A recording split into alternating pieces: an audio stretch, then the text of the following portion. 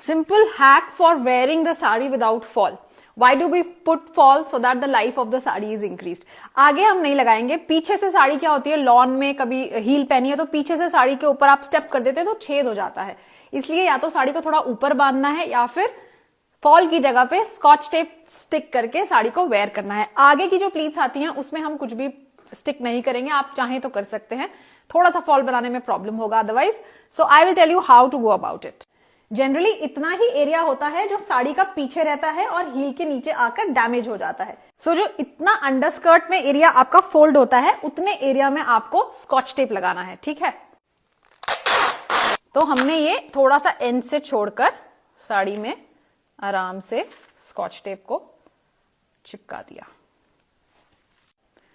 अब जो ये मेरी इनर एज थी इसमें मैंने स्कॉच टेप इतनी दूर तक लगा दिया है, ठीक है। Now I will try this, look at this. So ये टक इन किया और ये नीचे जो मेरा टेप है वो मेरा थोड़ा आगे तक आ रहा है। आपको पूरी प्लीट्स में लगाना है तो दैट इज ऑल्सो।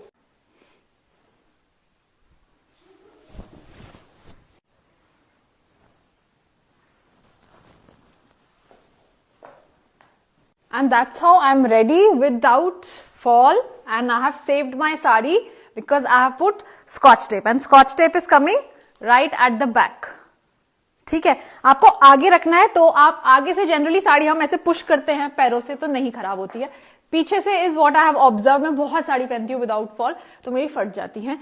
सो या तो आप थोड़ा सा उसको ऊपर टाई करना है आपको कि नीचे नहीं आए, और अगर आपको नीचे अच्छी लगती है then you put this scotch tape and your sari is saved.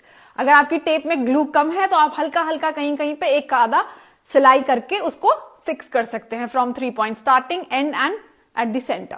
So this is what I wanted to share with you and you will love me for this because अब जो अलग से आगे फॉल दिखता है वो नहीं दिख रहा है। ऑर्गेन्जा की साड़ी के लिए this is an amazing hack. You will see no celebrity wearing an organza with the fall. So this is the hack that I wanted to share. I share it with a lot of my clients on phone, but I thought I must make a reel and let all of you know. Thank you so much for watching. Pranam.